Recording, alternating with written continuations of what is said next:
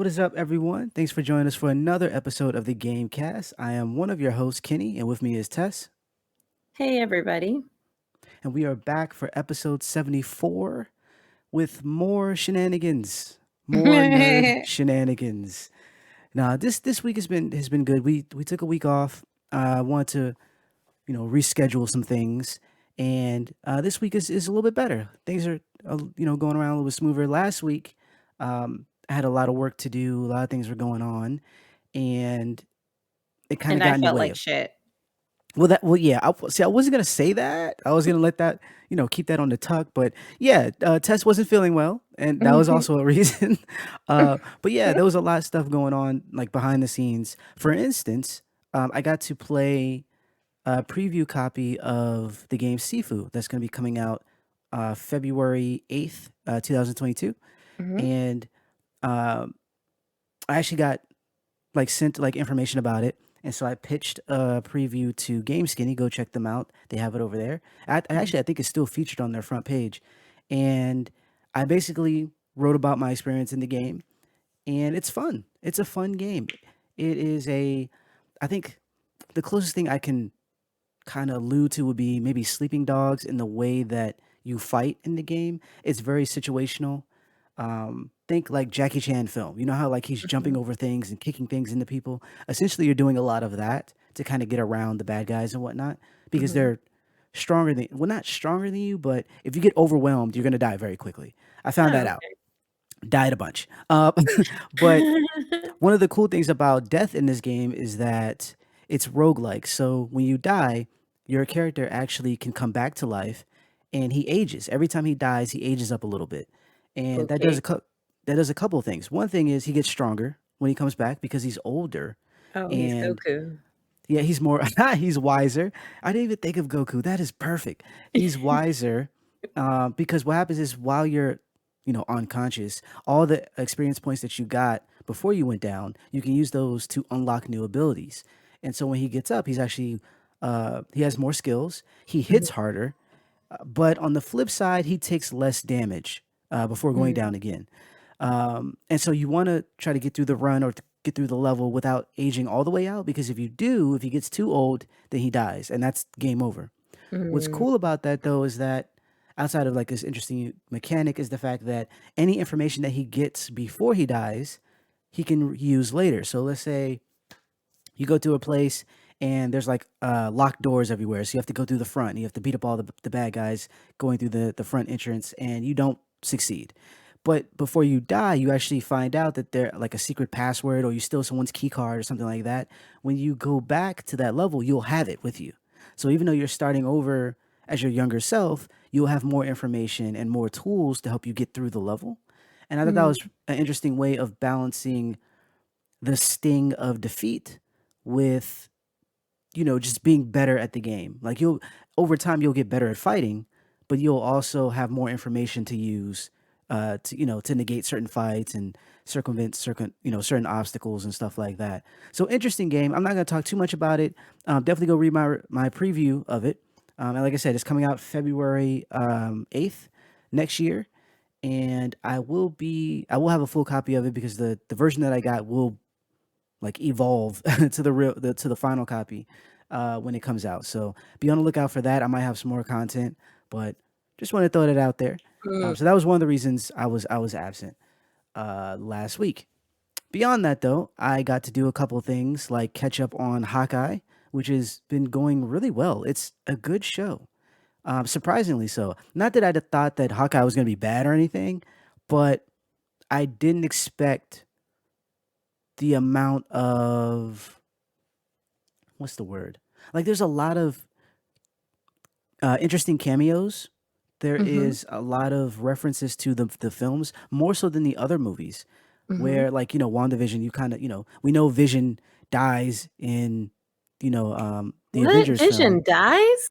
Yup, unfortunately, he was caught slipping and he got his stone taken. Um, Mm.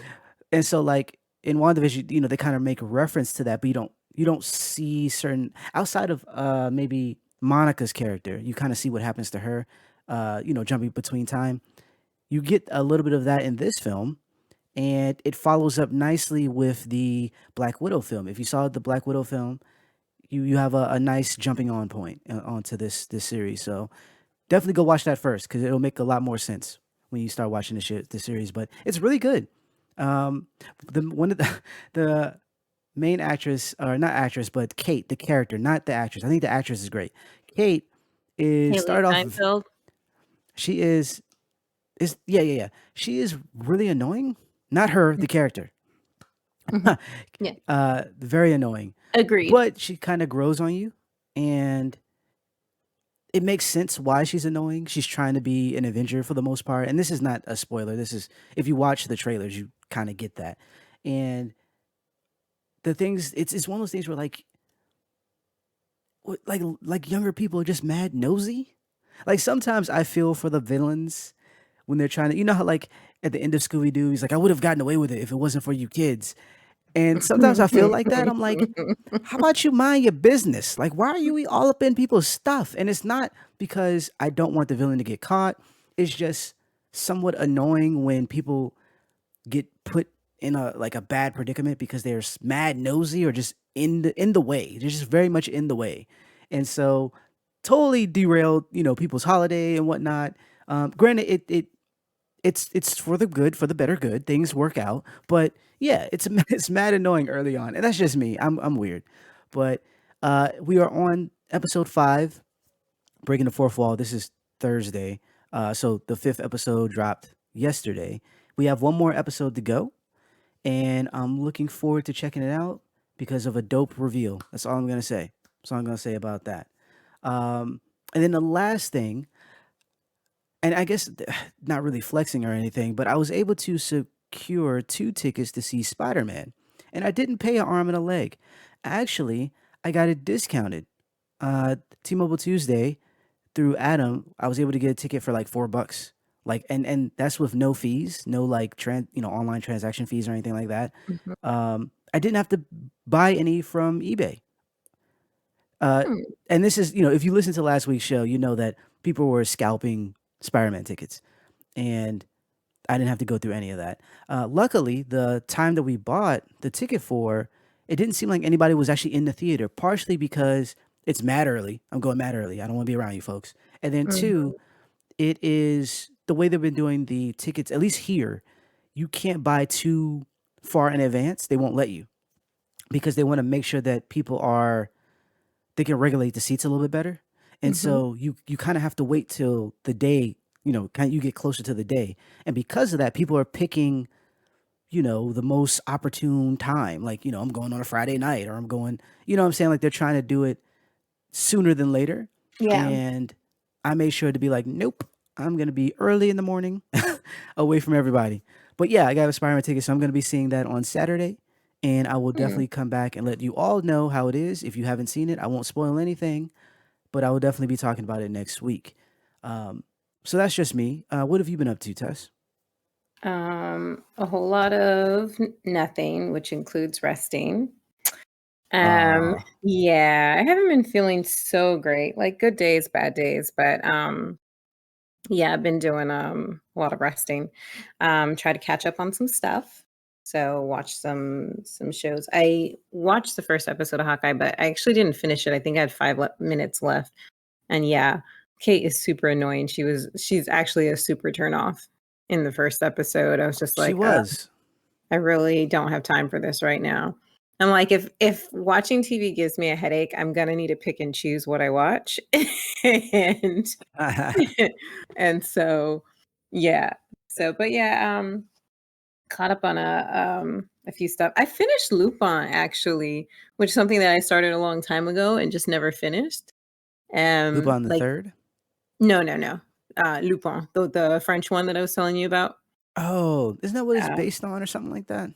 I mean, yeah, they're all based off of Lupin the French thief. Right.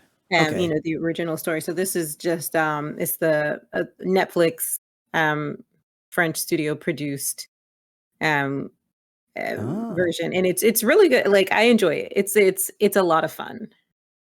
You know, that's what's up. it's fun. There's a black guy plays Lupin. It's great. He's not Lupin. He is pretending to be Lupin. So that's the Oh, cool part because it's not, you know, he's just wait, is he's that a just spoiler? no, no, no. That's not a spoiler at all. At all. Okay. It's not like people are like, "Oh my god, is this Lupin?" No, that because Lupin is a storybook. Like this is real life. This Ah, is I real see. life, I and see. so he just does things that Lupin does to get what he wants. Oh, okay. And I personally like it. I personally find it fun. So so anyway, I finished part 2 of that, and there is a part 3 coming at some point in time. Don't know when. But I did finish that. And I also because I hadn't we talked about this, I haven't played video games in a really long time.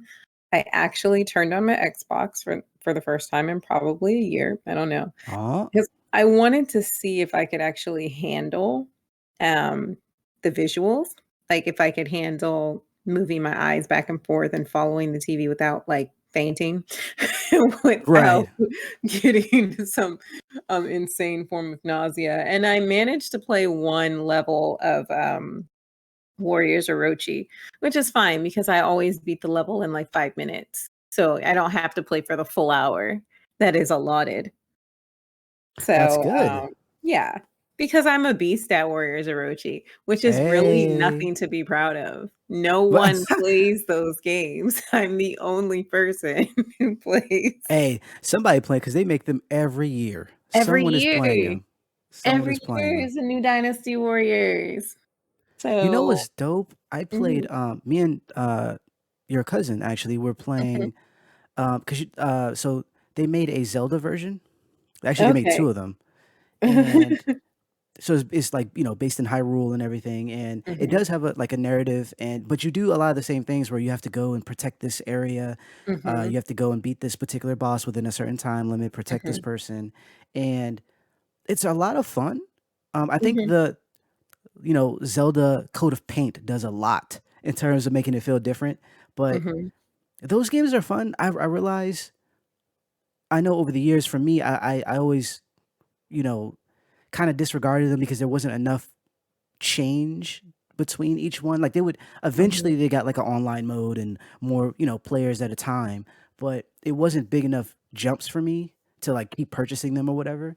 mhm, Uh which is, I guess if it was like Pokemon with it comes out like once every so often, then it's like, oh, mhm. new Pokemon. But those ones feel pretty good. There's also a Dragon Quest one as well. And yeah, I like thrashing thousands of people. It makes you feel good. Yeah, hack and slash is fun.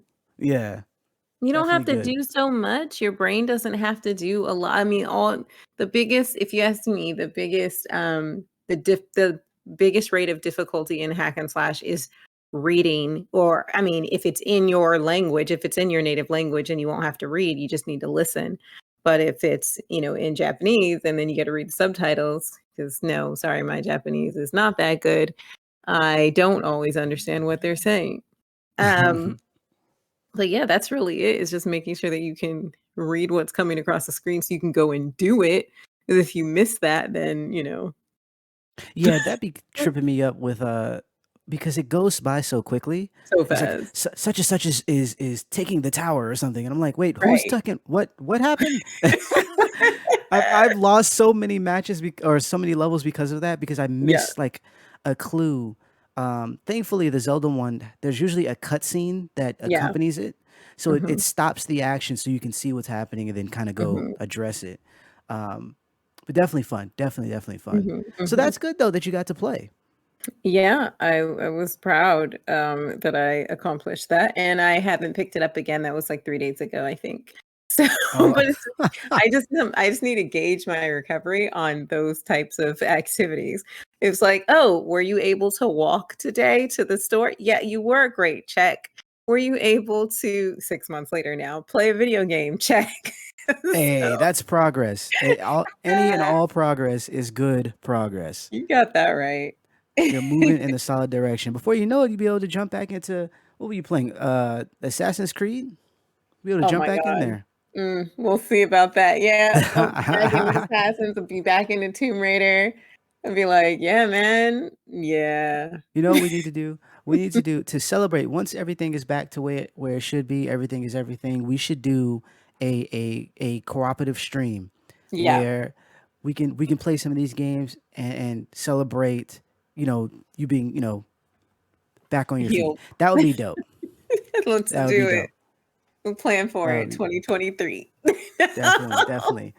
Oh, also I forgot to mention. So IGN did this thing where they are announcing their favorites of stuff, like the best Hmm. sci-fi movie, the best whatever movie, the best animated whatever, and they Hmm. picked Odd Taxi as this year's top Awesome. anime, and I feel vindicated. I feel Yes. like because I was saying this, I was shouting this on previous podcasts that Odd Taxi is the bomb, and people should. I would like to own it actually if I could, Hmm. and they voted it up there, like it's on top, and it beat a bunch of really good anime too. What I didn't expect because usually the shonen anime kind of takes the cake. Yeah, it does. Naruto or My Hero, or in this case, uh, crap, Jujutsu Kaisen or whatever. Like that was like Mhm. really up there, and it was in the running. Like they had like their category or their listing of whoever was in the running, and it took the cake. And I was like, yes, because it was great. It was Yeah. great, great storytelling, great cast of characters. It moves a little slow, so if you're used to shonen like flying through stuff, trust me, just stick with it. And it ends. It actually has a beginning, middle, and end, and it's not like 9,000 seasons. It's great. It's it's it's great. Especially if you like even so, like if you like Cowboy Bebop, Hmm. it has similar there's similar themes that they pull from. Not the entire Cowboy Bebop show, but certain episodes from Cowboy Bebop. There's things that are similar, and then the way that they take multiple characters and kind of have their story kind of converge, I Yeah. think is reminiscent of that as well. So if you like it, you might like Odd Taxi. You might. Speaking of Cowboy Bebop, and this is not our fault. I just want to say this is not our fault. I know we felt the way about Cowboy Hmm. Bebop, Netflix's Cowboy Bebop. Hmm. Apparently, it got canceled. There's no. See, Hallelujah. I'm not Hallelujah. trash all the way. Like I'm not necessarily happy, or I'm indifferent. Is what and similar to when I saw the show, I was indifferent. I'm indifferent about it. I think it kind of sucks, especially for the actress who Hmm. got to be Ed. The fact that they couldn't this all they got. I don't. They didn't even shoot anything else. I think that's kind of crummy. I hope they are able to Like, land another role. it's my first Um, acting job and I got fired. My first right, day you on did, the job. but see, at least with the other characters or the other actors, they got to do the whole season. You Mm. only get like the very end of it, and that's all you have on your resume. I mean, I don't, And I you don't. know who she gets to blame for that? I mean, truthfully, yeah, but it's still kind of sad. Like it's like, dang, like give the person a chance. You know what I'm saying? But I get it, and I know why it got canceled. I understand why it got canceled, and it makes sense. It's not something that they foresaw having a popular second season, even though it could have turned it around. They, Mm. they didn't foresee that, and it is based on how Netflix retains uh, viewership. And granted, I usually hate Netflix's canceling because they'll have a show that's on fire, seemingly people Mhm. talking about it. It's really hype, and they'll cancel it Mhm. because they can't offset the cost.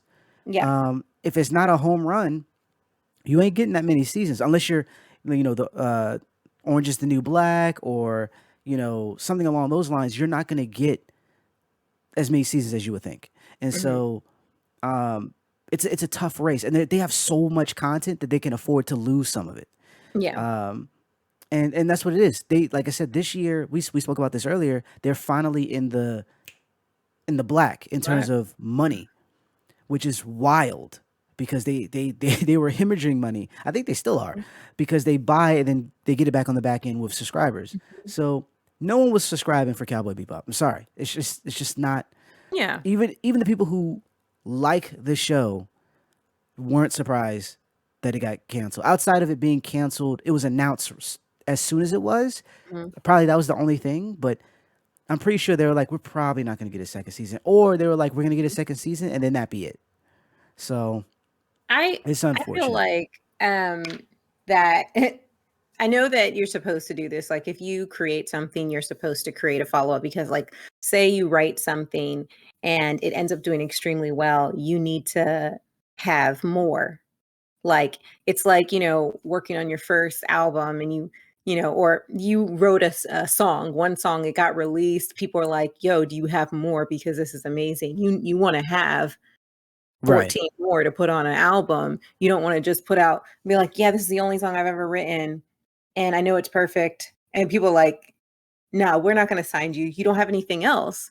And we need it now. you know Right. like they would want it to be written so they could start working on it immediately. Personally, I kind of look at it, and again, this is because I hate everybody involved except Mustafa Shakir.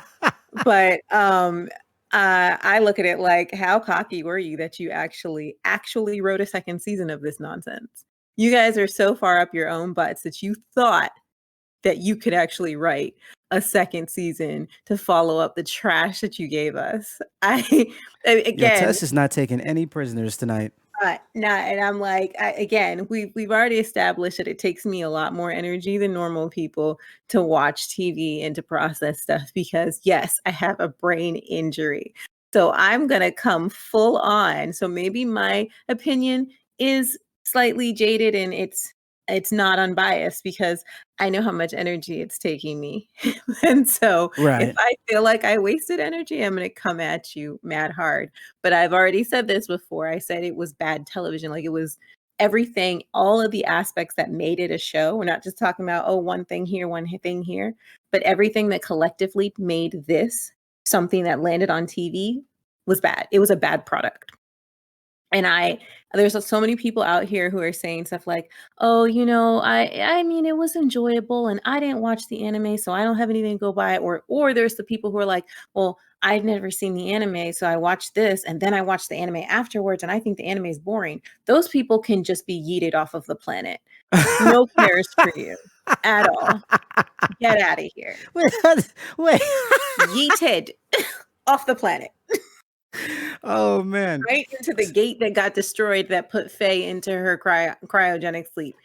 Oh my Right there. gosh. That's where you're going. Just Because it was bad. well, like I said, it was not our fault that Netflix Not, canceled the show. I just want people to know that because yeah, not. Tess went in. You You know what? definitely went in. But you know what? Like, so there's some other like discussions out there. Some people are talking like, so we all know that Daniela Pineda had gotten on her Instagram in August and Yeah. had like, said the snarky comments that she had said because people were saying, oh, she doesn't look like Faye and this, that, and the other. And she made all those comments. And then she tried to like walk it back by doing an interview being like, oh, I was being funny. I was being this. And people are like, you weren't being funny. You were actually irritated. It actually came off like you were personally offended. And so you made this comment. I'm like, didn't anybody stop you? Didn't anybody from the production team say, "Hey, don't do this"? But no. You know why nobody stepped in to do anything with any of the actors who made comments? It's like because they really, really were up their own butts. They really, really thought this was decent. And then Well, to she be had the fair, nerve. Hmm? they typically don't. Like when what's his name was from Star Wars Force Awakens when he was getting all the racist attacks. Mm-hmm. Disney and LucasArts said nothing. They typically throw the people to the wolves. They don't back up anyone on social media. Like most of these companies stay out of it. They're like, look, they're not yelling at me, so Mm-hmm. do what you do. There's very few. I think maybe James Gunn and like a few other directors will actually say something like, hey, leave the actor alone, it was my vision, or stop yelling at them because they're black. Like there are very few that I've actually seen will do that, but most of them will be like, hey, they ain't yelling at me, which is extremely trash. But yeah, sorry. Yeah. But so it's funny because there's a lot of media out there that's saying, "Oh, the fans did this. Like the fans are responsible for Cowboy Bebop getting canceled." And I was like, The only reason the fans are responsible is because they stopped watching it after episode 3. Like I told you, I fell asleep on episode 4. I thought I was going to be able to binge it through, and I fell asleep. Told you that. Yeah. And there are a lot of people who didn't pick it back up. There's a lot of people who are talking, who are making videos and writing articles saying, I couldn't get past this or dot, dot, dot, dot, dot. The viewership dropped. They had super high viewership the week it opened, and then the following week, and then it was plummet, just straight up. I'm like, your show's been out for 3 weeks. 3 weeks, and you canceled it. This isn't 3 months later. This is no, it's been 3 weeks. Sorry guys, we made a mistake. And then have the nerve, like actually have the nerve to say, well, our haters are responsible. No, we're all That's not responsible. possible. No one like protested the show. No one like Right. called up to Netflix and complained. People just Right. stopped watching. I mean, we did. People talked about it online, but that's a thing that always happens. I mean, heck, Bird Box, which was had huge numbers, was Mhm. the reason it had huge numbers wasn't because it was good. It was mainly because people couldn't stop memeing it to death. Yes. The only reason I watched it was because the memes were so funny. I'm like, okay, I Yeah. gotta watch this. And while I enjoyed it because I thought it was hilarious, Mhm. it wasn't good. But that was a success for them because more eyes, like it Right. just, and that's the bottom line. It's a business at the end of the day. I At know the that end of the day. artistic license, they want to have art, things that are well done on the platform. But at the same time, it's also a business. So if you can't retain subscribers using the content, it Mhm. really doesn't matter. Like haters or not, if no one's watching it, no one's watching it. No At one's the watching end it. of the day. And you Yeah. gotta sit there and turn around and look at yourselves and be like, how is something that we're going to talk about next released in the exact same time frame, but it has some of the highest numbers ever Right. on Netflix, and then you guys want to sit there and go back online, these creators, and talk about this is the best thing that we've ever made, or we're so proud of the work that we've done. And it's like, that's fine. You should go ahead and die on the hill. You made the art. Okay. I'll respect you for dying on the hill because you made the art. But you do not sit there and turn around and say that the OG fans are what and like is what caused this failure. No, you guys caused the own failure by making trash for television when there's so much other options out there. You can either stream something else or play a video game that's 8 years old, like I did. I'm just saying there are other options. People I mean, have. yes, definitely other options. There's so much content dropping all the time. We were just talking about Hawkeye, and The Witcher Yeah. comes out this week. Witcher Um, and Emily in Paris, which nobody likes, but it's still coming out with a second season. exactly. How did Emily in Paris beat you? And people literally hated it. Yeah, because people kept talking, and that's the thing.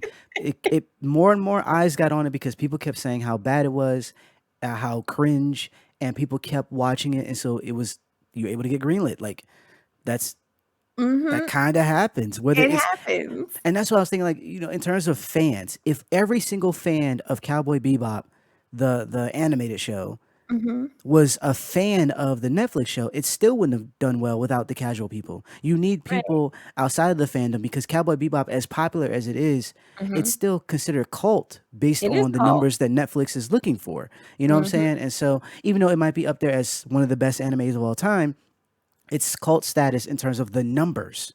When you Mhm. look at like what I don't know, freaking Naruto can drag in or Dragon Ball Right. right now, even though they're Right. not on the same quality, it's the eyeballs. Yeah. So even if we all love the show, you're not Mhm. gonna sell. It has to be the people who don't know the anime, and Yeah. even they were like, yeah, They but didn't yeah, wanna touch it. Like, my sister didn't yeah, wanna touch it. I mean, like, it's easier for somebody to actually watch a Miyazaki film than to watch, something new like this. yeah, You know what I mean? Like, it's just the people would look at, like, the some of the people that I saw, like, online who wrote stuff, Reddit, Twitter, they were like, "Oh, I just saw it," and I was like, "Okay, yeah, sure, watch it," or I kept hearing, all my friends said that they weren't gonna watch it. And so I watched it, and I thought it was okay. And I'm like, just okay doesn't get more viewers. It has to like, okay, for example, you said it was just okay. You're like, "It's okay, I don't wanna see more," right? right. And a lot of other people were saying the same thing. They're like, "Well, it was okay. I mean, I enjoyed it, but it wasn't the dumpster fire that, like, for example, Emily in Paris was. Like, and I Yeah. shouldn't call Emily in Paris a dumpster fire, but I mean, it was so negatively received that more people watched it for the simple want desire to review Yep. it.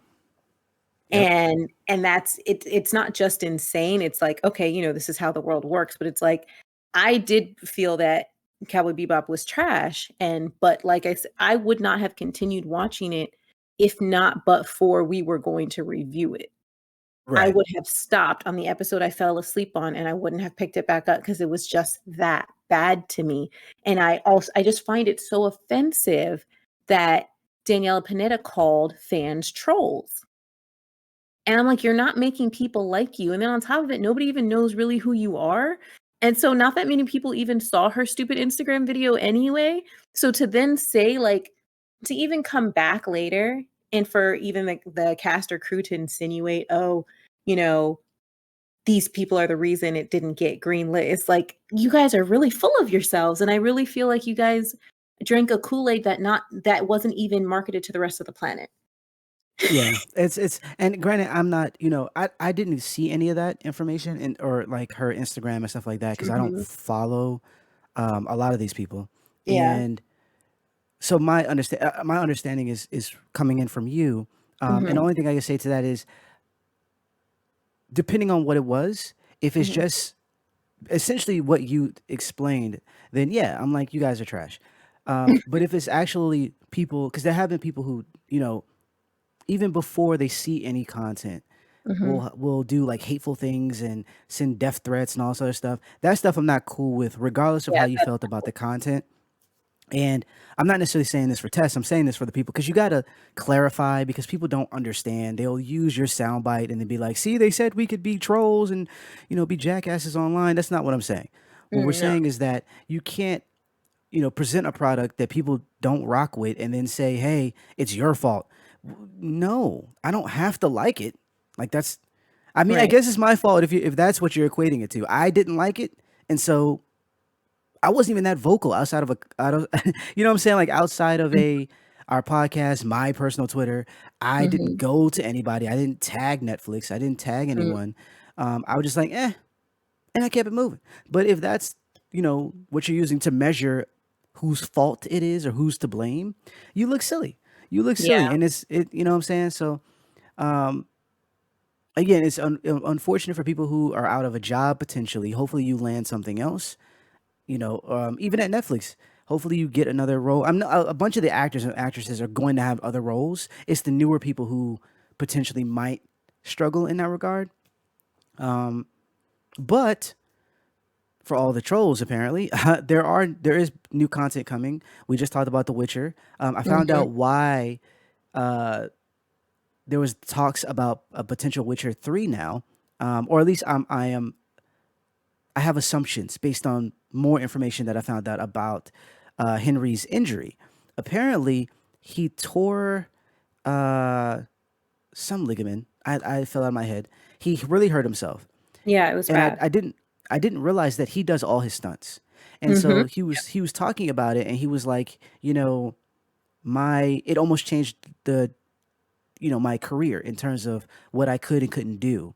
Yeah. And so he had to have someone on set that would kind of be like, okay, you've been standing for 4 hours. We gotta cut this. We gotta go sit down somewhere. Or, to be like, we can't do this stunt the way we thought we were gonna be able to do it until he was fully, healthy. Mhm. And and what that meant was like, okay, either he would have to have a stuntman do most Mhm. of his stuff for The Witcher season 3, or they would have to get someone else. And so it's not so much that they didn't want to work with him anymore. I assume it was because he got hurt so bad that they were Mhm. like, "Ooh, we might have to have a plan B just in case." Yeah. But apparently he's good, and The Witcher 3 is going to be dropping tomorrow, I believe. 2. And yeah, I'm looking forward to checking that out. But before we get into The Witcher, or before that happens, we need to talk about Arcane. Our main topic tonight is Arcane, the animated television show on Netflix Mhm.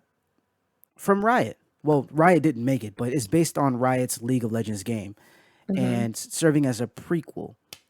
Tess actually got to talk about it a little bit, previous cast, Mhm. and kind of, went over just the bare minimum. We're actually going to be doing a full review of the season, and it's going to have some spoilers. I Yeah, guess a review probably isn't the right word because not we're having really. spoilers. This is more like our thoughts. Think of this as like a deep thought Yeah. about the show, like a opinion piece about the show, if you will. And So I we're don't gonna be think we're talking. gonna even get all of that in today. Probably not. Probably not at all. But we'll talk enough about it to kind of get our overall thoughts. Mm. Spoil, with spoilers. So just to let you know, if you don't want to listen to spoilers, go ahead and stop now. Okay. Yeah, So, no. Arcane. I got to see it. And first of all, this studio is just amazing with the animation. Like Fortiche. Fortiche is really really good, and it looks like it kind of makes sense because it looks like League of Legends. And what I mean by that is it Mhm. looks like the game in a Yep. sense. Mhm. The visually they it seems like they have like almost like clay bodies that are drawn on, Mhm. Yep. or like 3D bodies that are drawn on, and it meshes so well, and it looks like a video game. Some of it is like almost like a cutscene within a video game. So like it's Mhm. very stylized in that way, but it Mhm. moves better than a cutscene. It moves better. The frame rate is amazing. And I know I harp on frame rate, but if you've seen Hitmonkey, you know frame rate is I important. did. Anyways. I did watch Hitmonkey. I wasn't gonna bring that up, but I did. So, Oh yeah, gosh. Was I that's another. tripping though? You were not tripping. As like Okay. a side note, guys, we're sorry. Side note. So I watched it and I think I really did see what you saw. Like I didn't hate it as much as you did because Okay. I heard what you had said and then I'm watching it and I was like, I don't hate this, but it did feel like I was watching cheaper Archer. Yes. And so I actually got that completely, like it was cheaper Archer. But I was trying to understand if that was maybe what they were going for, but then I also didn't know why they would go for that unless they just had less money to spend. And Potentially. but potentially, but I only watched the first episode. Honestly, I was more thrown by what was happening than the animation. Right. I was actually just like, uh okay. And yeah, That's how it's I wild. it's It's wild in it, but it's not wild in a great way though. right. It's out there. And I think that that tends to happen when you listen to someone say something is like really bad. Yeah. Unless it's like Avatar: The Last Airbender bad, where it's Yeah, no, bad regardless of what you say. regardless. I think that I think when someone says something is bad and you go see it, you're expecting the worst, and if it's Yeah, not the worst, it's like, oh, okay. But yeah. yeah, it was this animation, Arcane's animation, is beyond that. Like so many Mhm, steps up beyond, and not in the sense of like being. I know it is expensive, but the quality is there in a way that you know, circumcedes the expense. I'm not looking at a lot of money, even though I am. I'm look or something that looks like a lot of money. It looks like really amazing artists mhm, like passionately created something that looks awesome. mhm. That's what kind of that's what resonated with me when I first started watching. I think a different way to say that, it's like it's concept art put to animation. Yeah, Like, we all have seen concept art in many different, um, things like video games and books, anime, stuff like that. We've all seen concept work, and it's beautiful. Why? Because it's typically just several pictures that have been created, and you're like, "Wow, that looks so cool." The colors are amazing, the shading, the just the attention to detail, making something 2D pop out of a page type like that. right. And it really does look like conceptual art come to life because these video games, a lot of these style of video games, but this one in particular, League of Legend, has a lot of concept artwork for their characters. They put a lot of effort into their characters. They unreal new champions and stuff like that. I mean, like Jinx got a music video a couple years ago. They do Right. that with a bunch of their characters, and so they have all this conceptual art, and then next thing you know, they were like, "Hey, let's throw $1 billion or however much into into making conceptual art move." And it's not just gonna be a 3-minute movie music video. And I think that's another way to say what you're saying. It is fantastic. I had said it in the last, I think, two casts that we had about how, just like you're saying, it's 3D with 2D on top. Like Yeah. they threw in they I don't want to say they threw it in the kitchen sink because that's typically a bad statement. But Right. they went for it and were just like, I love how they kept to the video game nature of the animation. They didn't give you this super, super, super clean, pristine um animation like for example, when Final Fantasy the movie came out back in, was it 2002 or something? Yeah, I think it's Spirits 2001. Within. Yeah, which again is that's a nod to computer animation in a different vein because what I really liked about that um artist was like he did not use mocap for the faces, and he did like Aki was his baby, and he made all of her mouth Oh, wow. movements in a library. He basically thought of every movement a mouth could make, and he created a library and would feed those together to make her talk, you know? And I was like, for crying out effing loud, even Pixar is using mocap. Like, what are you doing? Like, why are you making this harder? Yeah, that's a bit much. But also they didn't do mocap for this either. So it's just another kind of, at least that's from what I read, that they didn't do mocap. But it's just kind of a nod to how well people are, like how good an artist can be. And they chose, instead of going like the Spirits Within way where everything just looked very, very real, especially for 2002. Like, it just looked very real. We're like, "Wait, where are we?" The dude looked like Ben Affleck. Like, it was just very, very, very real, and I forced so many people to watch that. It's people who would never be into video games. I mean, we all know it had nothing to do with Final Fantasy, but, Correct. who would never be into CGI. I forced them to watch it when we were in college, and they were like, "This is pretty."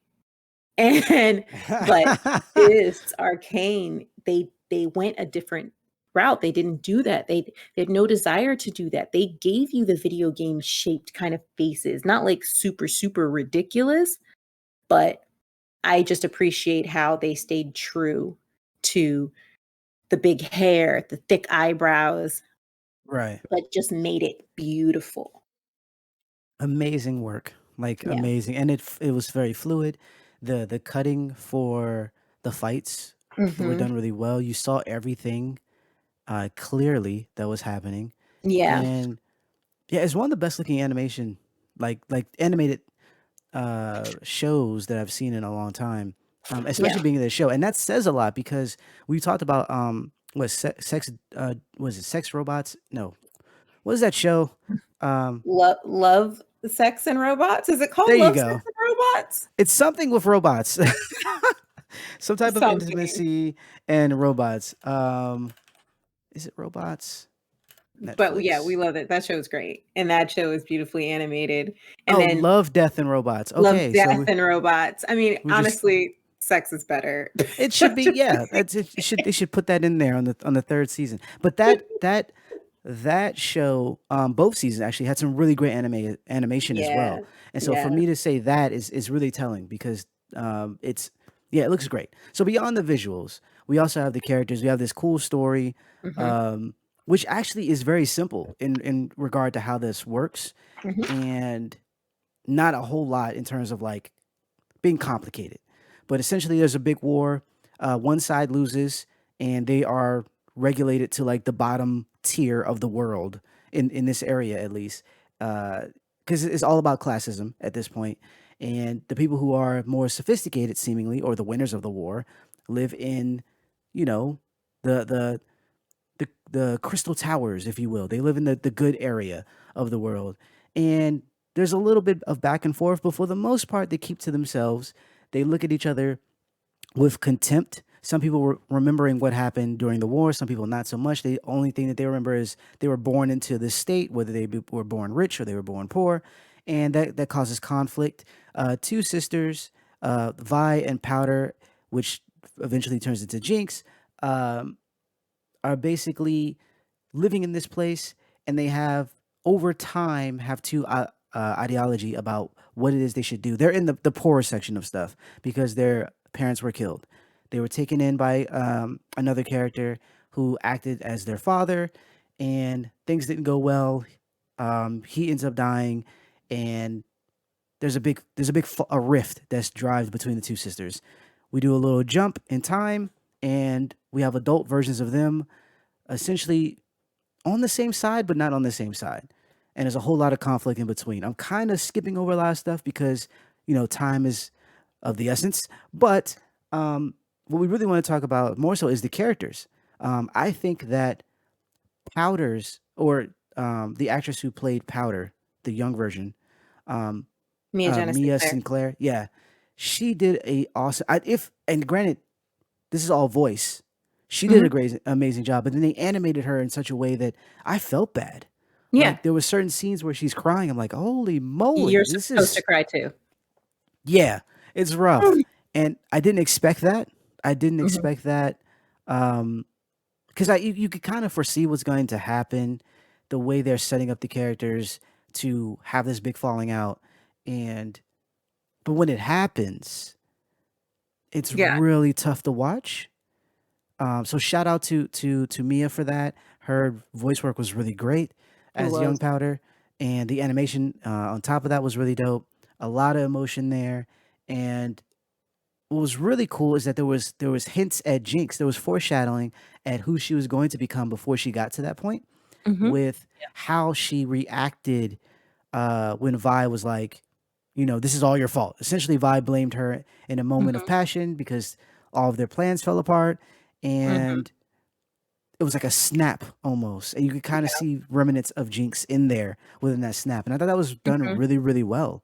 Um, Especially if you know the character from League of Legends. I haven't played League of Legends, but I've read up on it prior to the show, and looking into Jinx, she reminded me of or for people who don't know, she reminds me of a little bit of Harley Quinn, but I wouldn't pin Harley on her Yeah. because she has a Harley isn't necessarily suffering from type of some any type of schizophrenia or any type of like I know Harley had a traumatic experience that manifests this version of her, but she's also just that. Like she's not uh similarly to the Joker. Like he's not crazy. He's crazy, but he's not crazy. He's not suffering from some type of mental illness that makes him the way he is. He's just who he is. Um, which is Correct. why And yeah, Harley's mental affliction doesn't really drive the story. It's just she's right, just batshit crazy. And it doesn't there's no catalyst, there's no working purpose to her craziness except for her being crazy and sexy. That's her sole purpose, to be batshit and hot at the same time because she's some sort of male fantasy. And that's yeah, really it. Whereas Jinx is completely different because she clearly has trauma, and her trauma feeds her decisions. And one of the things about this show that I love so much, and one of the things that I mentioned previously, was that everything that happens in the show is character driven. It's this show is not a story that happens to the characters. The characters are making choices actively, which changes the destination of the story. We automatically know just from the Netflix blurb that these two sisters were going to end up fighting on opposite sides of a war. We do understand. We knew that that was coming. And what I had said a couple weeks ago was like, oh, it felt like it took too long to get there. And then I said I watched the whole thing, and I was like, nope, this was perfect. This is fine. I'm right, completely happy with it. But it's very important to understand that if these characters didn't have didn't have their traumas, and if they didn't have good character, like solid characterization, that the Right. story wouldn't have the meat to go in any of the directions it goes. Almost, I shouldn't say all of them, because I know there are specific characters who actually don't have vectors, but these characters, Vi and Powder, while she's still Powder, have vectors that could literally go any way depending on the decisions they make. If these exact characters made different decisions, we would get a different story. A completely different, maybe not completely, but we would get a different story. And I, again, have to stress this so much, that this is how you know, they put an effort into writing this. Shout out to Link and Yi, Yeah. Christian Link, I think, and Alex, Alex. or Andrew Yi, Alex Yi, for creating such a great backstory for these characters. But when I said, sorry, you guys, have to say this again, but when I said Cowboy Bebop sucked, did I not say because they did not have good characters? Yeah. And Yeah. it had those characters had no meat. They had no, like, why, I don't understand, when you had a perfect animated show that had real characters that were full characters, and then you destroyed them, and then you got that. But Arcane managed to do the exact right thing by creating your characters first and filling them. They were full people. You could run into somebody like this on the street. Okay, not as crazy as Jinx, Yeah, because I was that gonna would be a say. problem. But that would be a problem. But a Powder, you could meet any day. Right, And right. I They're just, I very realistic, or not real, but very realized, to the point that even though they lived in a place that we couldn't possibly live in with magic and steampunk and all this other stuff, mhm, that they felt like you know how there's a thing that writers do, and especially when it's visual, the content that mhm, you're making is visual, is that they kind of humanize characters or aliens to kind of make them more approachable for the mhm, story, for the audience. mhm, And this is something that they were doing when they created these characters to be holistic characters, mhm, that even though we're watching something that we're kind of like a, fly on the wall, like we don't exist in this world, we can mhm, still kind of appreciate or understand motives. We can appreciate the characters because they're well rounded in that sense. mhm, And there is some stuff with the characters, and like you said, there's certain people that come and go who don't really have much to do or much to say. Like I felt a way about um, the chick that was in the that was working with one of the scientists, um, Catelyn, I think her name is. Who? Kate, No, not, is it Caitlin? one. No, not You the took not the one who was no, not actually, no. Caitlin is the one that was the officer. There's another person who was working with Victor. Sky. Um, Sky. Yeah, when Sky dies, right? Yeah, I felt the way. Like they we all tried to do this thing to make me feel for Sky. They even had a moment where they bring up the past, like they did. show, Mhm.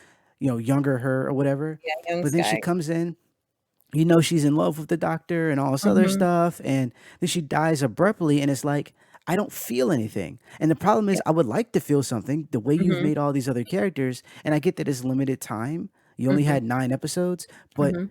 stuff like that is probably the only things that really mar the show for me, is how you kind of introduce something or someone, and they're not seen as a big deal. They're kind of just auxiliary. They're on the outskirts of the main plot, and then you pull them in Mhm. and do that TV thing that I hate, where they give someone who's about to die like 1,000 lines, like, Mhm. so we're supposed to care. No, Mhm. it doesn't work that way. You Uh, know, a comment on that is, sometimes I wonder how much they actually wanted us to feel for Sky, because most of us who watching the show actually have great feelings for Victor. Like, we all love Victor, yeah, and freaking love Harry Lloyd, okay, who is the voice actor here. right. Um, for y'all don't know who Harry Lloyd is, he was Viserys on Game of Thrones, and he was um, Harold. in I think his name is Harold Bernard. What the fuck? I don't remember what his name is. Marks. He was Marks in Brave New World. But Right. um but but you know, we love Victor. Victor is actually where our eyes are. And Right. Victor didn't even know that Sky liked him. Or like whether he was trying to ignore it because he didn't feel like he was a fully realized man because he has all of these deficiencies and he's dying. There could be so many reasons as why he never paid attention to Sky's advances.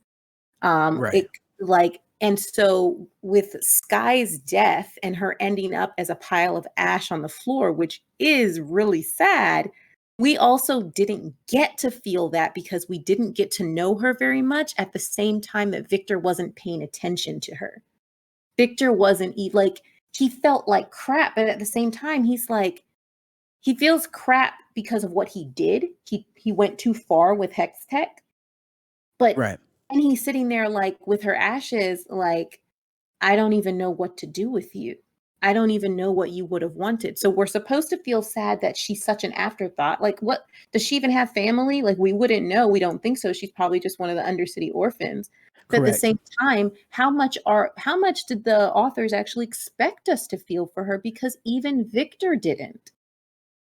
And we're so distracted on Victor and other shit. Why would we care if Sky died? I actually don't really think that they wanted us to feel that much for Sky. I think they Hmm. wanted us to feel very like, oh, damn, byproduct of like, oh, I'm not again, I'm not going to say that 100%.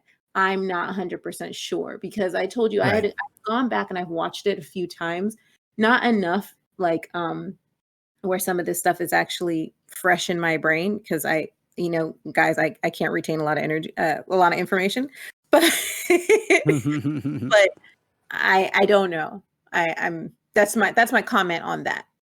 I don't know. Word. And that's cool. Like I because overall it wouldn't necessarily destroy, what they were going for Mm, holistically.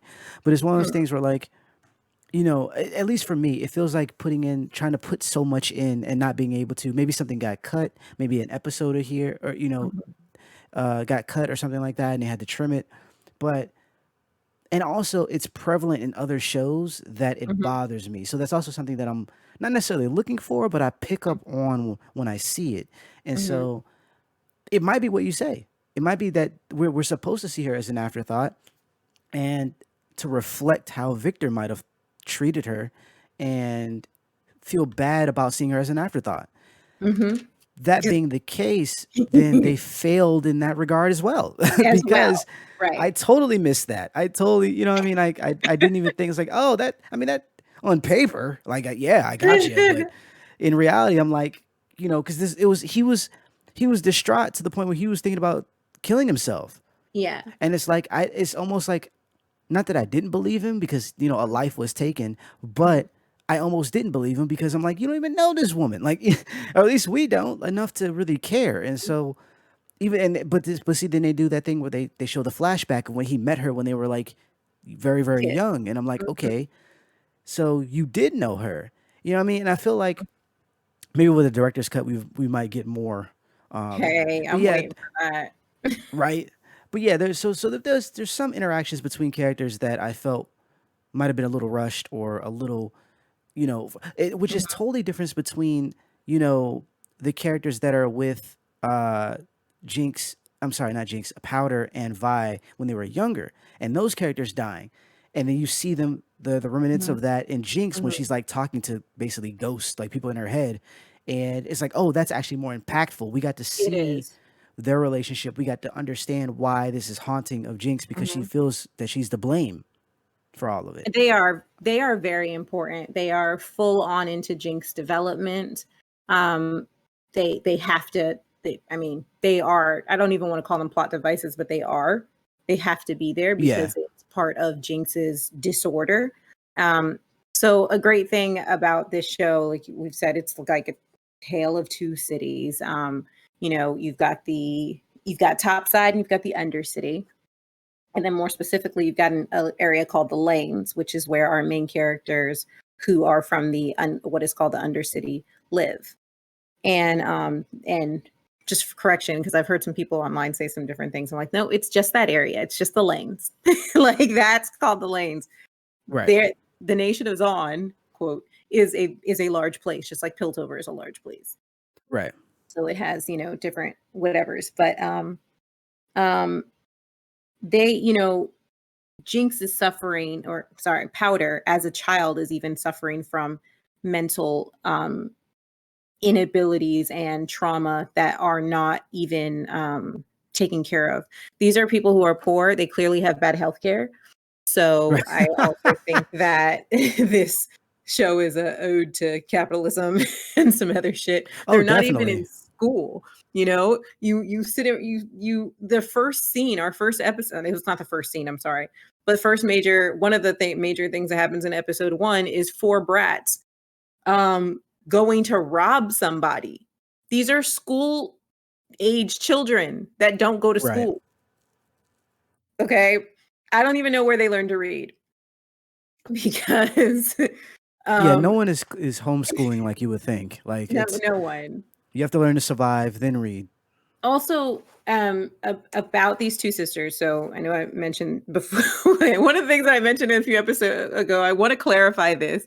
I had said that I was so angry watching the first 3 episodes because I'm like, Vi is a shitty sister. So I said those words because she really is. At the end of the day, Vi's actually a bad sister. Okay, because Vi's personality is very straightforward. She punches with her face. Okay. She blocks with her face. Like, she is just very, very straightforward. She doesn't beat around the bush. That's just who she is. She really believes on attacking the world at what's wrong. Straightforward. She doesn't plan. She doesn't think whatever. One of her lines in League of Legends um, um, is don't ask questions later. Ask questions while you're punching or something. Like, some Yeah. people are like, punch, ask questions later. Well, no, she's like, no, punch and then keep asking questions while you're punching. Like that's her mode of thinking. She does not think before she does stuff. She just goes head in. That's her personality.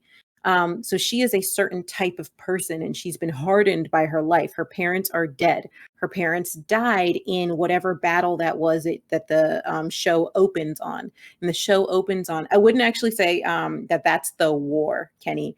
I think that was a battle between Piltover and Zon in them rising up from their oppression. They were just trying to rise up from their oppression at that time, and it didn't work. Right. And And that's what I meant. They went to war in that sense, but it was minuscule in terms right, of forces. They didn't have the arms to actually right. do anything. Or as what's his face would say in Ragnarok, they didn't hand out enough pamphlets. That's Correct. pretty much what happened. So they lost, and Powder and Vi lost their parents, and so Vander takes them in kind of as his own children. He feels a certain sense of duty to them because under his watch their parents died. So, and that's why he hangs up his fists, his fighting fists, because he no longer wants them to try to gain their freedom via violence. And Right. so Vander turns into a different person who I actually really want to mention that in a minute.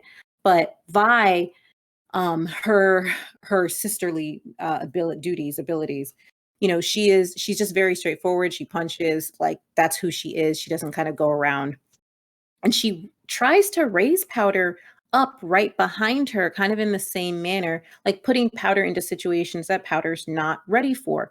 Vi was ready for those things at that age. She's the older sister. She's the protector. She's the one who headbutts in first, right?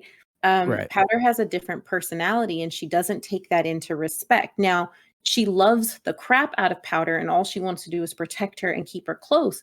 And the best way she knows how to protect her and keep her close is to literally keep her close while she goes and does illegal shit. And so that's kind of her method of sistering. And Vi's not just a sister, Vi's actually a parent. which is sad because she's young.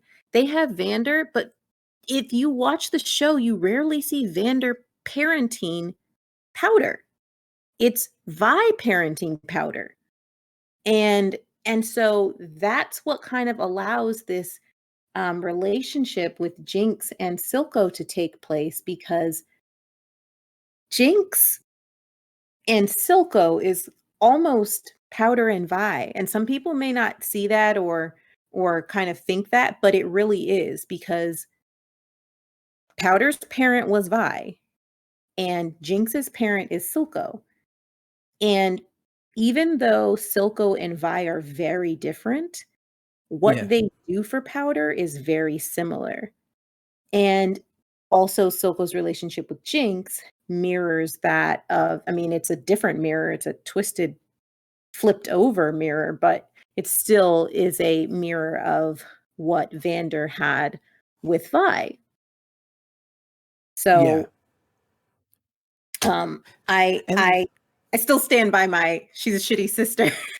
well, it's unfortunate, and this is something that these are things that kind of bug me when it comes to like youth, and not even Mhm, from like a cranky man yelling at the clouds type thing, but like mhm, more so that there's this the idea that the youth is always right. Like Vi is like we have to go to war, we have to do all these things, not taking into consideration mhm, all the different moving parts.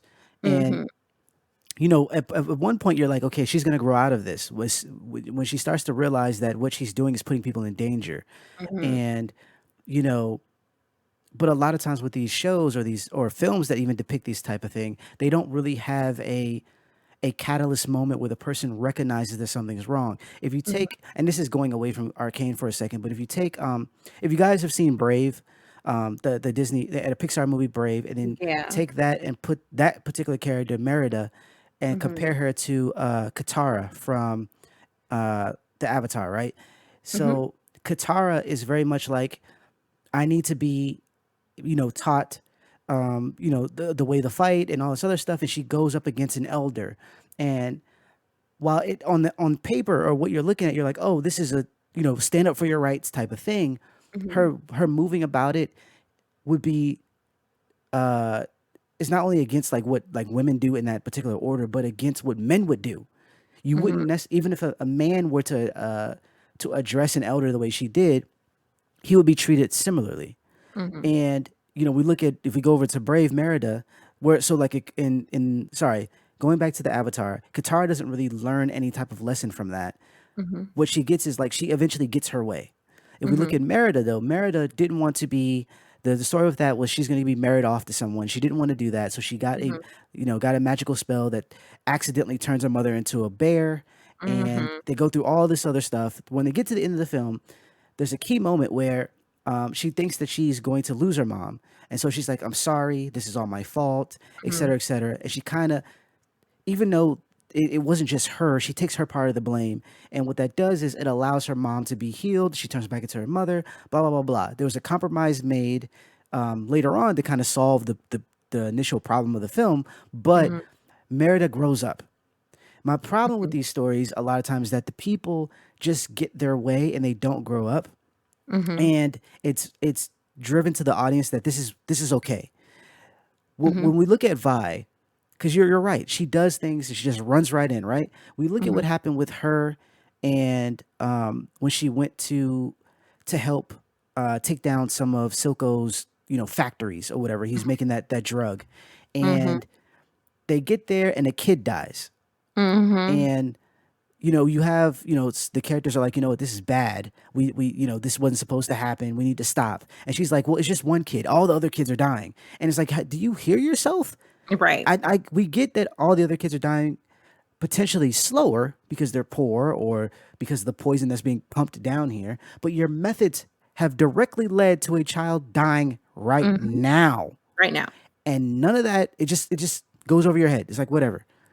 And at no point in the film does she finally or not film, I'm sorry, the show, does that Mhm, finally click for her. mhm. So Feels much like a movie so, though. right? It does feel like a movie. So much so that towards the end, when Jinx has the two chairs, Powder and Jinx, and she's trying to Mhm. decide who to be or whatever.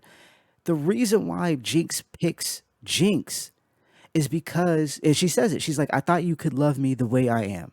Mhm. And there was no acceptance. Like, you're going to be Powder. You're just Powder. You're Powder. Because she doesn't stop and think, like, hey, your actions, your views, your Mhm. motivations, everything that you're doing affects other people. And you still Mhm. don't get it. And I get, like, in a sense, I think Mhm. Arcane does a decent job at least showing you the folly of this because it ends Mhm. in a way that is catastrophic. But Yeah. I also feel like they're writing her to just be this character and stay this way. And for the audience to be like, well, it worked out in the end, so I guess she was right. No, Mm. no. So many Right. people would be alive if she Right. didn't do the things that she did. It's so true, and that's another reason why we're like these characters. Their actual decisions are what drive the story. Because Right, I told you I was screaming at the TV. I was like, oh my god, if you just didn't do this, if you just didn't do that, that. Like, if not but for you being an idiot ass sister, Powder wouldn't have turned out the way she did. But the thing is, she did. So because right, you did do those things, and that's so powerful in the storytelling. So we appreciate that. One thing that I appreciate is that Vi is a static character. Vi doesn't change. And Vi goes to prison for like at least 6 years. I really think that the time jump is it has to be a minimum of 6 years and not more than 9 years. Which is another thing that this story does so well. It does time skip so brilliantly. right, It doesn't do them like other movies or other shows where like time skips happen and then you're like waiting for all the exposition to catch you up. Like, no, in every episode, you realize you need to take visual cues as to what's going on.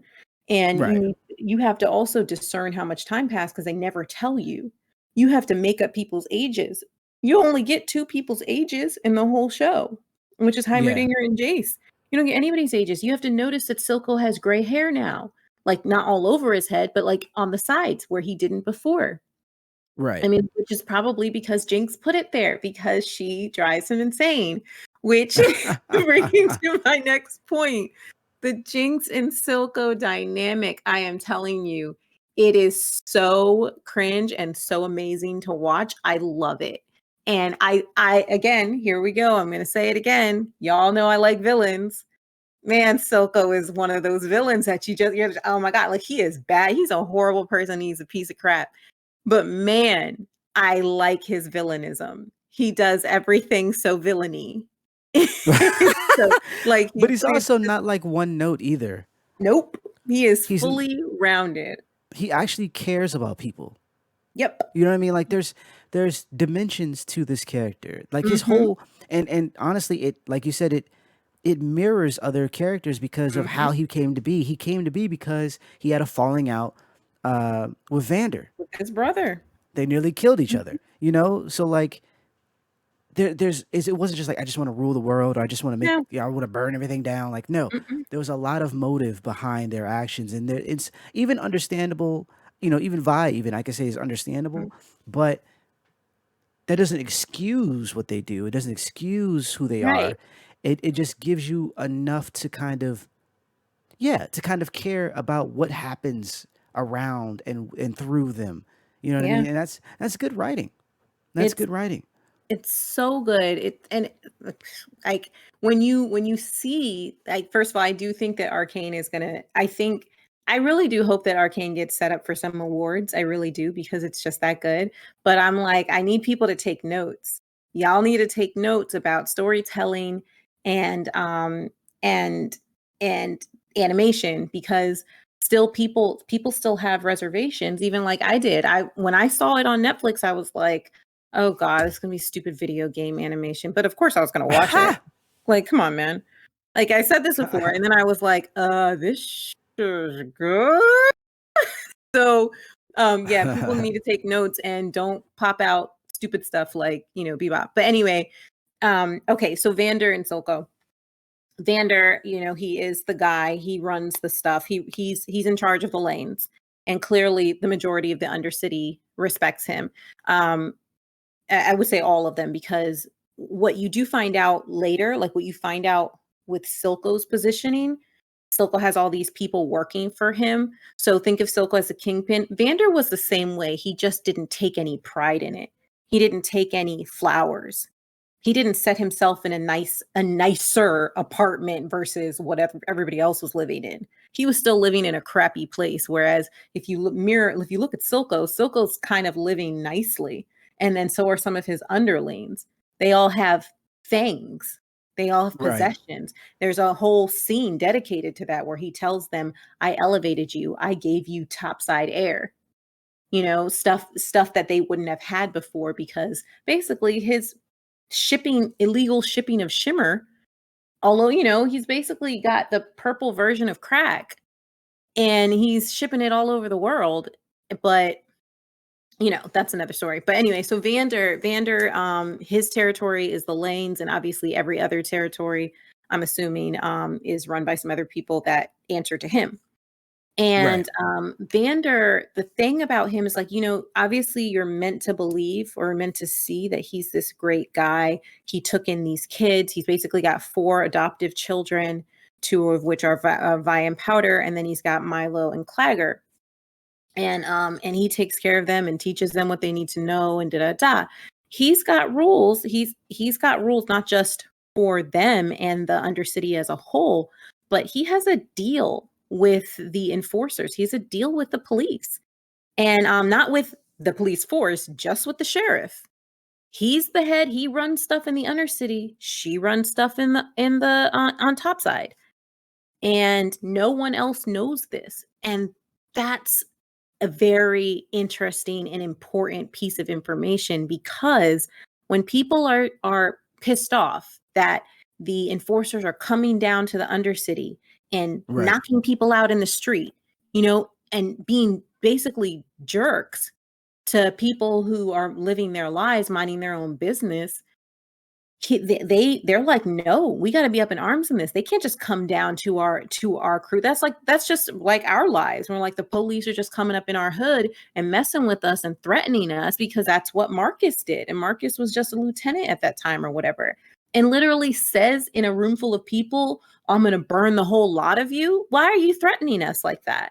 You know? And so Right. they turn around and they're like, Vander, you can't keep letting them treat us like this. And then Vander turns around. He was like, no retaliations, no doing nothing. Y'all don't do anything. My word is it.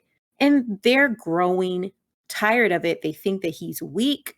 Like, he's losing control over his people because they are seeing him as weak because he won't act. But none of them know that he's got a deal. None of them know that his deal with the sheriff was that my people won't go into your city, your people won't come into my city, and everything's gravy. The sad thing about him not being able to tell anybody this is that not just the fact that they think he's weak, but Vander's also actively keeping his own people down. He may not see it that way because all he wants is no more bloodshed. Remember, he feels directly Right. responsible for those 2 girls losing their parents. So he doesn't want any more bloodshed. He's just like, look, if we just keep it this way, at least everybody will survive. But if you think about it, just having your people survive is not how you thrive, which really echoes later on in the show. I'm sorry, Right. I do not mean to be corny, y'all, but Shout out that's to Echo. just shout out to Echo for that. But yeah, you know, so Vander was actively stagnating his people by not letting them in on the gig, but he couldn't because they would never take that. They would Right. think that it was handouts or whatever, or once they knew it, they would go crazy topside. Um, but that's not okay. And I kind of liken that to, you know, Chalky White in Chalky White and Nucky Thompson in Boardwalk Empire in a way. Because, you Mm. know, like, even though it's different because, you know, Chalky was driving a Packard and had all these nice things, could send his kids to the nicest school, you know, other people were kind of living their lives, whether it was good or bad. But, you know, he was the person that things went through. He kept control of all the Black people in Atlantic City while Nucky had him under their protection as long as they voted Republican, right? So it was very similar, but at the same time, like, your people weren't able, like, nobody was able to cross over into the other side of town to thrive and live like these other people. Again, it's different because that's, you know, racial stuff, not just classist stuff. But in this situation, these people can't thrive. Only scientists, like only people like Victor can show their greatness to Piltover and be accepted into society. Victor and Sky, Right. but not a regular person like Vi. Like what the only job she would be good for is enforcer, which foreshadow. But but so again, that's my issue with Vander, and that actually should be an issue that anyone takes with Vander. Um, because that's at the end of the day, that's just the truth. Silko, on the other hand, was not okay with that. He wanted to change things, but Silko's methods are bad, which is why Silko and Vander fought it out in the first place. Because Yes. so Silko didn't care. It was a means to an end. it means to an Anybody end. can get it, you know. And while we're on this subject about who is or isn't, you know, in terms of methods, who's Right. good, because at the very least, Vander didn't want anyone to die Die. Right. anymore. Where Sickle was like, if a little kid dies, if he dies, he dies. You know what I mean? Right. Like on some on some Rocky stuff. Um, but like because I've been seeing this go around how Michael B. Jordan is talking about how Killmonger wasn't a villain, and I'm like, fam, he was. I'm sorry. Fam, you played him 6 times in a real show and an animated show. They still drew him as a bad person in He's freaking What right. If? He You're had you're 700,000 universes to be good in, and he was bad in all of them. right. Like the fact that you want to help your people, cool. Nobody's is arguing the motive or even the reasoning behind what you were trying to do. And we're not even talking about your beef with T'Challa, like, but potential genocide of a whole nother group of people, starting wars, overthrowing governments. Like, yeah, you were not a Killing good Tony? person. Right, like in the alternate universe, killing Tony, because it was all a means to an end to you. Similarly to Silko, if you die, you die. As long as Mhm. we get our way, because you see a big picture, and not, and maybe you do understand. Maybe Silko was like, you know what, I am a horrible person, but if my children are able to thrive in Piltover, then at the very least we've done something. We've done it, Mm, but to what end? And who even knows if you're going to succeed at this? There's no mm, way. Uh, and granted, there is a peace offering, supplied at one point, but there's no way this is going to be peaceful, especially if you're riling up your troops mhm, to see the other people as potential enemies all the time. Because if you think about it, his method his method wouldn't have led to anything good either, because, or at the very least would have stagnated where Vander did, because you're mhm, saying that we want to have our own nation separate mm, from Piltover. And that's good for you in a sense because you make your money outside of Piltover. But what mhm, about all the other poor people who are living here? They'd be cut off from the scraps that they do get from the top mhm, side, and mhm. then you just have to thrive on your own. You're not going to pay for all these people. You're not going to supply them with the things that they need. They're still going to be mad poor. They're just going to be divided and like 100% not, because at one point, even though you're not necessarily meant to go topside, you can. Like Yeah, you can. there is an avenue for them to go back and forth. And at one Or point, there's a bridges. blockade put in the way on the Mhm, bridge, preventing them from coming through to mhm, get certain things that they needed, like medicines and whatnot. And so you would cut off that access permanently. mhm, You know what I mean? Like, so you would end up bringing yourself right back to where Vander is, except mhm, for you would be rich while doing so.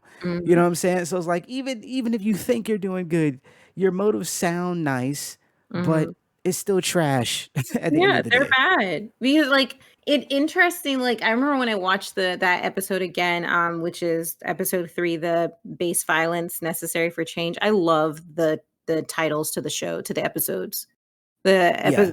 The titles are amazing, but I love the base violence necessary for change. And you know how he says to Vander, like Vander's like, for what? Your pride? Like, why are you doing this? For pride? He's like, pride? No, respect. Because at the end of the day, he feels Silko not only personally feels, but he feels like all the people of Zon are disrespected. He does feel that way. And he's like, oh, I can command their respect by scaring the crap out of them. His whole plan was that he was going to turn Vander and some other people, like Deckard, into shimmer monsters Okay, his little shimmer beasts. He was going to send a Right. few shimmer beasts into Topside, into Piltover, and they would be like, "Oh my god!" Because at that point in time, Topside didn't know shimmer existed, Right. and and this was the first version of shimmer, and the first version of shimmer was crazy. The later version of shimmer was basically like a drug that anybody could take. They kept honestly, shimmer kept evolving, kind of like Hexa was evolving. But Right. but like that first version, like it's understandable what he wanted to do, because in his mind he's like, I'm going to send these people in like they're like, I don't know, Gundams, and cause some destruction, and Piltover they will literally never send an enforcer in here again if they see, if like a bunch of their enforcers die the way Grayson did. The way Grayson, I was so mad because I love Grayson. But the way Grayson died, if that were to happen topside, he may have been right. They may not have come down there for a while. They would come eventually, but they wouldn't have come, maybe buy them a few months of time. But Silko, even though Silko has this mind that where he can think in all these, like he can play chess, Right. I'm with you on this. Like, it's like, Silko, seriously, I hear what you're saying, and I think that you believe it. Like, I really think that you believe they would never come down again. But at the same time, I I doubt that they would never come down again. Like, Right. because power corrupts. So, Yeah. I don't know. I mean, like, I can understand. I could see Heimerdinger saying no, like, well, we're never going to go to. But I'm just not 100% sure that Silko's plan would have worked. But guess what? We will never know, because his plan got thwarted. Really, and not even Powder wasn't even the one that thwarted the plan. It was the ingenuity of Vander's kids. When Vander was in that room and Vi, like Silko never for one moment thought that Vi was going to be able to fight off all his goons. That Right. was insane. This 16-year-old girl or whatever, just to be fair, Vi is somewhere in between like 14 and 17. I kind of think that she's really like 15, 17, or whatever. But they don't tell us the age. You can just tell that she's still got her buckle fat because that's how they draw her. So you know that she's still a teenager. Yeah. And she's clearly like, but at least 21 when the second time skip happens. Anyway, so Vander did not Vander. Silko did not think that Vi was going to fight off all of his goons. He was actually getting kind of worried. So Yeah. the fact that Powder did what she did actually kind of helped him out. But Silko never thought that any of that would happen. He thought this would be easy, that he would kill all of the kids, and that Vander would turn into his Shimmer Beast. That is not what happened. Vander turns into a Shimmer Beast, but dies. Um, Powder kills everybody, basically, except Vi, which is so sad. And then, of course, that scene that we were talking about in the beginning where Mia shows off her acting prowess, which, mind you, she did several times before. But here it's just amazing. Just the words, Right. I thought I could help. I thought I could help. I was only trying to help. I was only trying to. That's so beautifully acted. And it's so sad. It's just, you just see this 11-year-old girl. Again, she's between 9 and 11. Um, which I think 11, but she's completely falling apart, just completely falling apart right here. And it's very, very sad. And what she did is wrong. And yes, she's literally a jinx. She does screw everything up. She never should have ever been invited into any of their raids, their thieving that they Yeah. do. But Vi's like, no, she's my sister. She's coming because I'm going to toughen her up just the way that I was toughened up, and that's just the way it happened. At the same time, these are Vander's children. And also, Undercity runs in a very lawless way. Like, if they weren't stealing from Topside, they'd be stealing from each other. Or at the very least So, fighting, because that yeah. happens a lot. Yeah. And so it is what it is.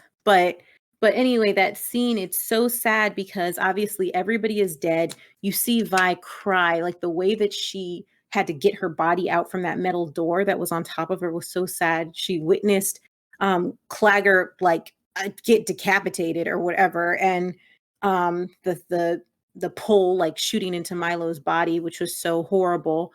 and she literally watches them die. And then I still don't know how Powder actually managed to live while falling from the sky and falling from the second story of that building. I don't know what kind of, but plot armor.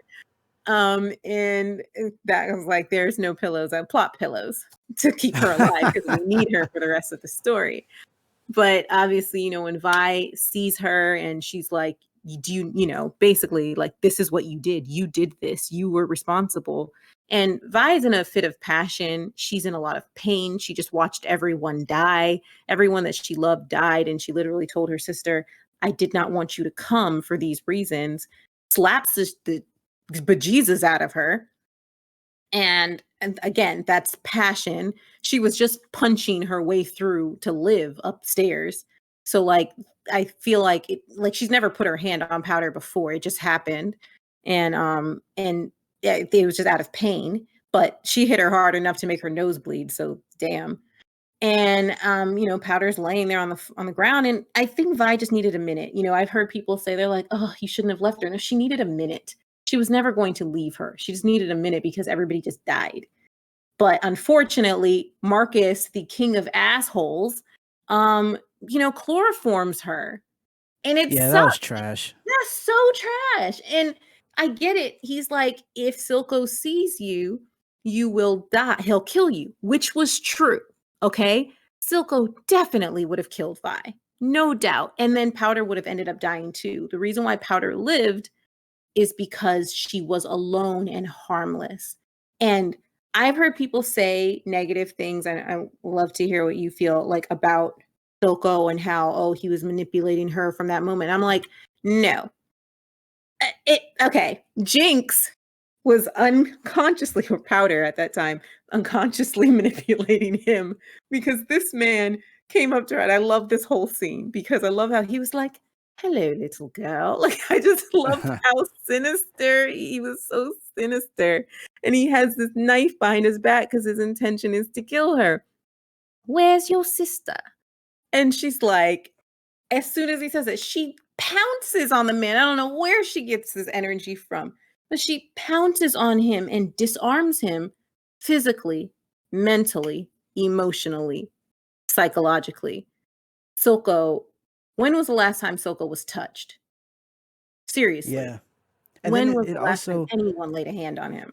it's also echoed him because her feeling betrayed was Mm-hmm. remnant of what Vander had done, Mm-hmm. being alone, him understanding what that felt like. Mm-hmm. And, you know, I think it was more so he felt for the person. He felt Oh for yeah. Powder. He So saw himself in her.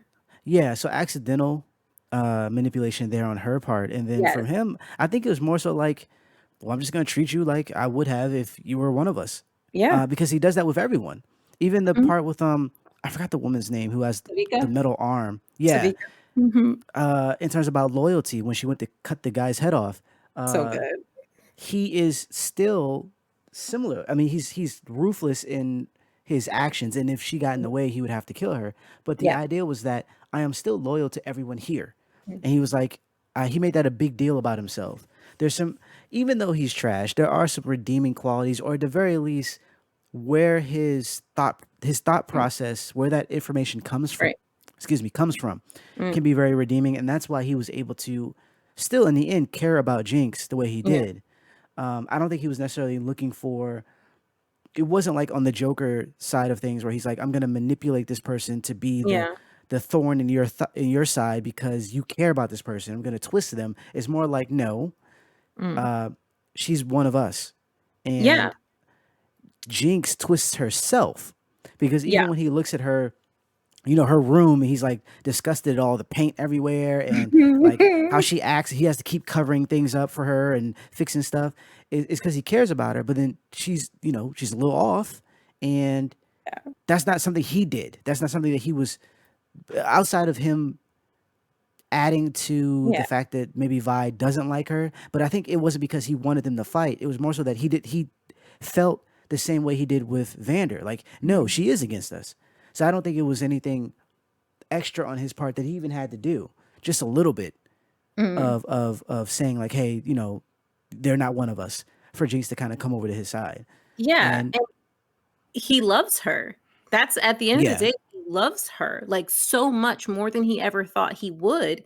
And it's from that first moment where like, I don't think this guy had that kind of love in him at that time. He'd been betrayed so much that he didn't have that in him. He was doing horrible things. He murdered so many people in the first few episodes. Like, he did not have the love in him anymore. It was betrayed out of him. He knew what it was like to love, and Vander literally tried to drown him in a river. That is your brother, somebody you called your brother, and he had to fight him with Vander's own knife to save his own life. And so Yeah. he does not let people close to him in that manner. His relationships are all business relationships.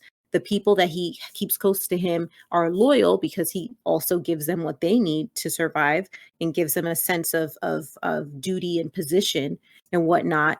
The first time I think he's truly felt love again was with Jinx. And that moment where she's like, she's not my sister anymore. And he's like, don't worry, we'll show them all, and her eye turns purple. That was the foreshadowing into her becoming Jinx. But what I think is so important is every step of the way. Unfortunately, that time skip doesn't get us. We don't get to see his parenting, which I would love to see in like a music video. Please, Dad is dead. I would love to see it. Like, obviously, not in a real episode, or maybe in the next season or something. We don't need it. Like it, we don't need it as the viewer. The story is complete, but it would be so cute to see him parenting her as a 12-year-old, parenting her as a 13-year-old, like when she's really, really like this. Come on, when was the last time this guy had a little girl around him? And I would love to see some of the cringe things. Like, he's just like, what the fuck do I do here? Right. Like calling Savika, help me out here. But that he shows this doting love on her, and we know he gives that to her because the other members of the gang are starting to complain. She Yeah. cannot help but crap crap up. That's all she does all day long, is mess stuff up. And he always covers for her. Why? Because that's his daughter. He loves her so undyingly. It's insane. And it's not insane because at the end, where he's sitting at Vander's statue and he's like, all I get when he's not, people are like, oh, he's debating. I'm like, no, he's not debating. He was never going to give Jinx up. He was never going to give Jinx up. When he stood right there in front of Jace Tallis, and Councilman Tallis says to him, you get your city of Zon, but you give me Jinx. And the look on his face is why I love this animation so much. His eyes go from side to side, they go down, they go back up. This is the first time Silko feels beat. He didn't yeah, Seward, anticipate this into the conversation. He's like, those Right. crimes were not hers, they were mine. Yeah, like, I'm the one and once again, we see the same conversation that happened between Vander and Grayson. It all goes to shit without you here, Vander. And Right. he's saying, and then Jay says to him, you can't cut the snake of the head. I just made a deal with the snake. I can't cut the snake's head off. And so he goes in to talk to Vander because Vander's the only person who would understand this. Vander didn't give up Vi when they went and robbed um Jace's apartment. Yeah, You he know, put like, himself in that. exactly. And so Silko was sitting there like, okay, well, he knew he couldn't like give himself up because they won't take him. But he was never going to give her up. He was just going to start a war. That's why he wanted her to complete the weapon weeks ago. And so he's sitting there like, if I give her up, he's like, no, keeping her, all I get is problems. Like, she causes so many problems. Is there anything so undoing as a daughter? Why? Because he is this close to getting his dream. The nation of Zon is 2 steps away. Freedom. He wants Dawn to be free so they'll be respected. They can build their own city, build their own lives without topside interfering. They are 2 seconds away from freedom. And what does he have to do to get it? Give up the person he loves the most in the world. And now he knows how Vander felt because he's not going to do it. But Yeah. Jinx doesn't know that because she's effing crazy. And just like I, for 2 seconds, she don't stop to ask no questions. She just immediately feels betrayed again. She immediately feels like she's about to be abandoned. She's been abandoned too many times, and she doesn't want this to happen again. And so she takes matters into her own hands. She feels betrayed by Vi, who's now running around with another blue-haired girl, Caitlin. And Yeah. she's like, I'm not letting this happen. But since I'm more pissed off at Silko because he's about to turn me in, I'm going to give you an ultimatum, sister person. And it's so crazy because, like, Silko's sitting there with the thing in his mouth, like, if you just take this off of my mouth, I could tell you what I'm trying to tell you. I'm not going to give you up. Like, what's wrong with you? What is you are crazy. I know you're my kid. And I'm laughing because I love the scene where she's in her room or in her lab trying to figure out the hex tech stuff that she stole. Yeah. And he comes in there and he's in the back yelling at her like a dad. And it's like they could not have humanized this villain any more than they did. We can empathize with Silko. We don't sympathize with him and we don't like him. He's a bad person altogether. However, I wouldn't go so far to say that he's redeeming, like he has redeeming qualities. I feel that we can empathize with them. Right. Right. Is human. Like everything that he does is very, very human, especially when it comes to Jinx. And I love the fact that he loves her because she gave him something that he didn't have. It's kind of like what Rin gave to Sesshomaru prior to her becoming his wife, because I still don't agree with that.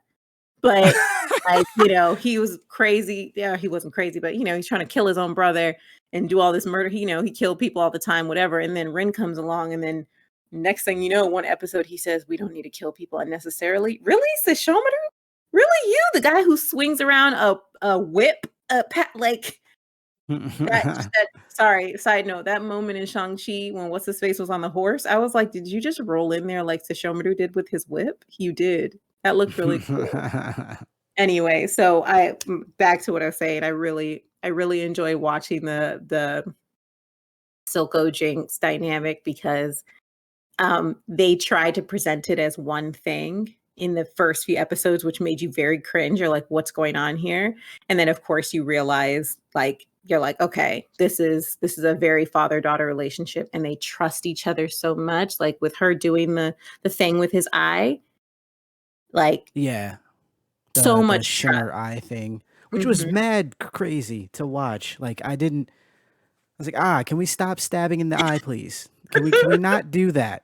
I'm not even afraid of needles. And that was like again with the eye. Again. Oh my god. I Ah, mean, I have so many questions for all the characters. Like there's so many things about these characters I really just want to know, because like with him, I want to know, okay, so is the eye real? Like obviously it's real because they put shimmer in it, but I'm like, damn, like I just had questions about the eye. But I really appreciated this is what I was saying when I said I wanted to see like what happened when she was like 12 or 13. Like when did he teach her how to do that? Like, you know what I mean? Like, can you imagine the situation where he was like, "Here, practice on your doll first?"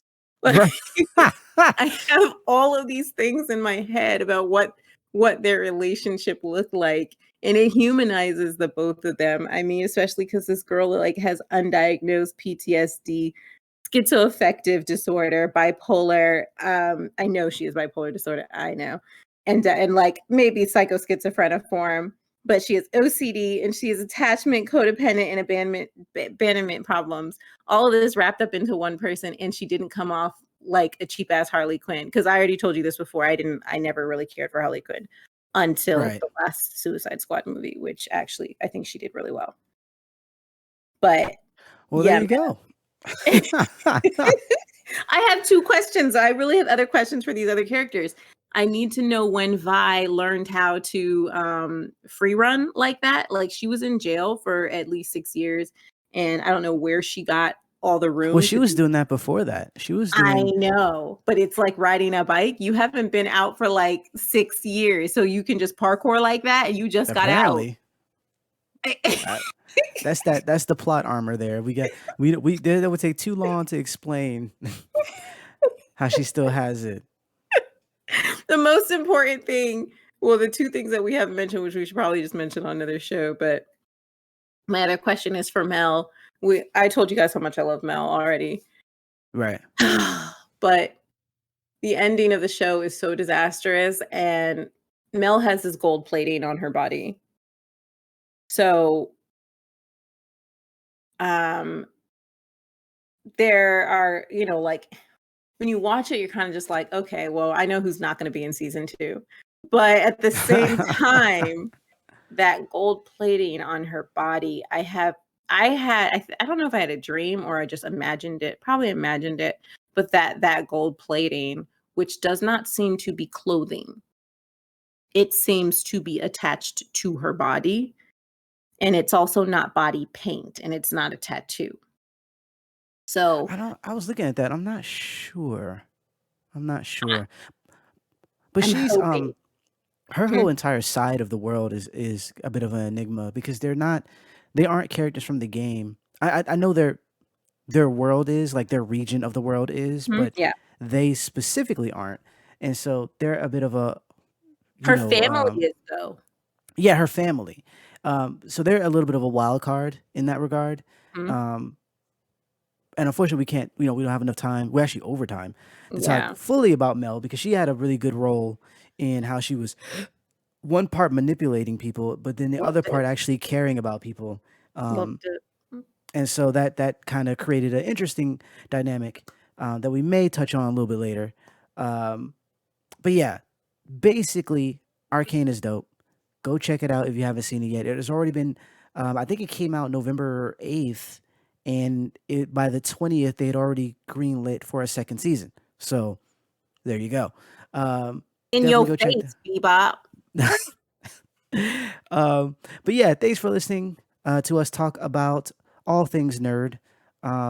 Feel free to, if you're listening on YouTube, to click the subscribe button and the follow button, not the follow button, the bell button, so you are aware of all the new content that's coming out. That's on United Front Gaming at YouTube. If you're listening on Spotify, iTunes, all those different places, feel free to subscribe there, or you can add us to your RSS feed, so you're up on that. If you're also at Verbal, you can follow us there. But just to let you know that Verbal pulls the podcast, I want to say almost 2 days after it goes up everywhere else. So just be mindful of that. They have a slight delay. They're improving though. They actually released because they only had a Apple app at one point. They now just released the Android version of the app, and also you can go on your PC and listen as well. So more options, but essentially, Audio Boom is the place to go where you can find all the links. And then there's YouTube as well if you want some type of visual. Eventually, we're going to be having cameras, so be on the lookout for that. And a lot of cool topics coming your way because, like I said, there's a lot of content. I'm going to be watching Spider-Man this weekend, so I'm definitely going to be talking about that when we come back for the next week, as well as any uh, video games that I've played or interesting tidbits news-wise. I'm trying my best not to talk about Activision anymore because I'm just tired of talking about Activision. It's an ongoing thing, and not tired as in like I don't care what's going on over there, but with all the stuff that we talk about anyways, I'm like, if I don't talk about Activision now, I promise you they're gonna do something else, and we're gonna be talking about them in the coming episodes. Mhm. So it's okay to take a day off, if you will. But yeah, definitely follow, subscribe. Also follow us on the Gamecast One on Twitter to see some of the comic books that we're reading, some of the anime that we're following, and just so you're up on news that we have coming. And yep, I think that's it for housekeeping. People, thanks for sitting through another one, and we hope to see you next week. Remember to wash your hands, wash your faces, wash your butts, and don't spread COVID. It's not fun. That's really it. Be good, people. Be kind. Hashtag don't be a dick. Have a good night, everybody. Bye bye.